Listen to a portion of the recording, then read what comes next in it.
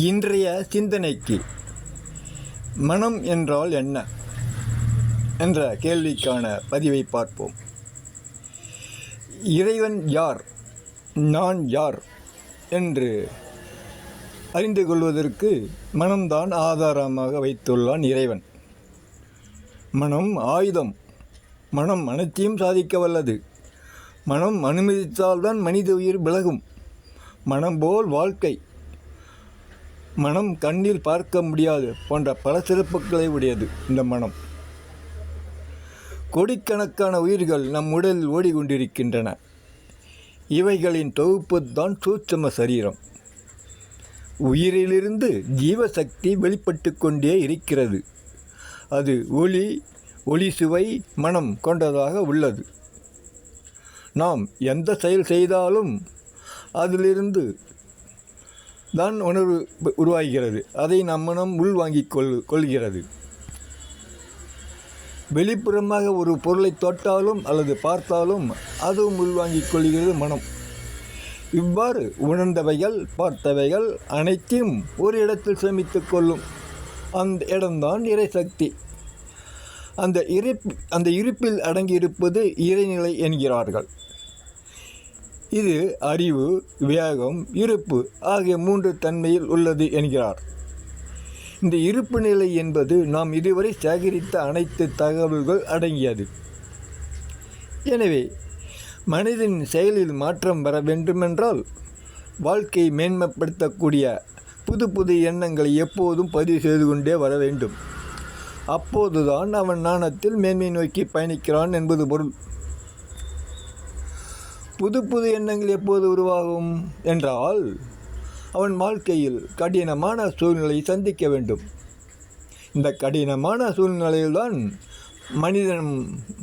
மனிதன் சிந்தித்து புது தீர்வுகளை அறிந்து கொள்கிறான்.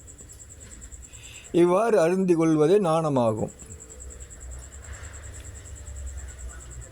எனவே நாம் ஞானத்தில் மேன்மை பெறுவதற்கு இந்த இடையூறுகள் ஆதாரமாக உள்ளன. இதை அனுபவித்துத்தான் ஒவ்வொரு மனிதனும் அறிந்து கொள்கிறான் இந்த ஞானத்தை. இவ்வாறு மனிதனிடமுள்ள இறைநிலையின் தன்மை விரிந்தடைந்து கொண்டு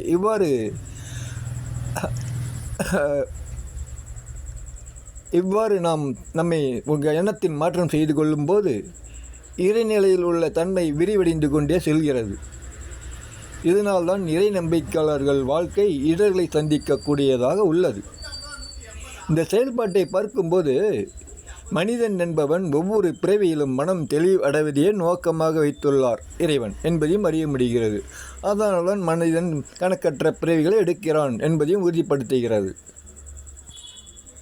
இந்த மனத தெளிவு என்பது எப்போது முழுமை பெறுகிறதோ அப்போதுதான் அவன் மனித பிறவிலிருந்து விடுபடுகிறான்.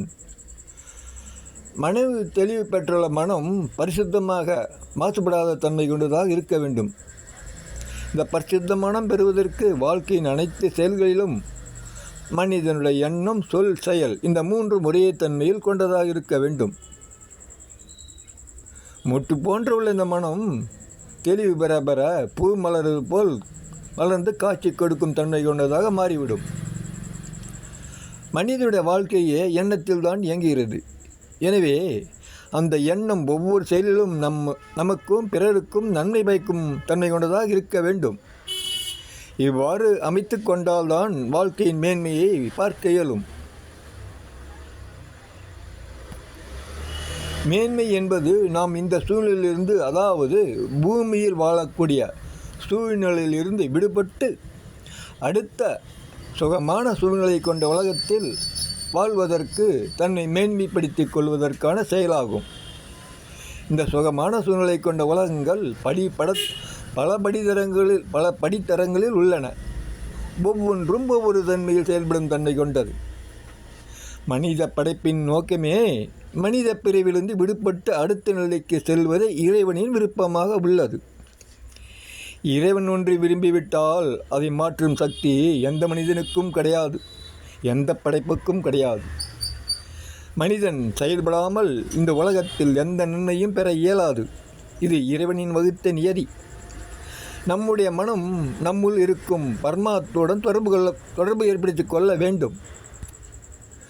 அதனால்தான் ஒவ்வொரு உள்ளத்திலும் இறைவன் குடிகொண்டுள்ளார் என்கிறார்கள் நம் மகான்கள்.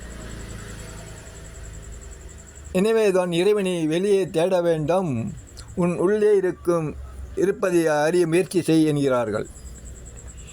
உலகில் கோடான கோடி படைப்புகள் இறைவன் விதித்த விதி வழியில் நடந்து வழியை மட்டுமே பின்பற்றி இயங்கிக் கொண்டிருக்கின்றன.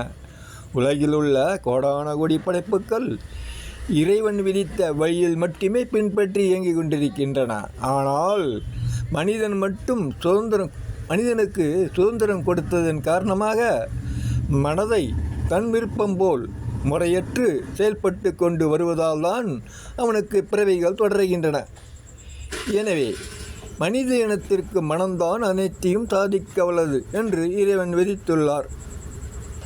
அதனை அறிந்து கொண்டால் மனிதன் இறைவன் விரும்புவதை செயல்படுத்துவான். ஓம் நமோ நாராயணாய.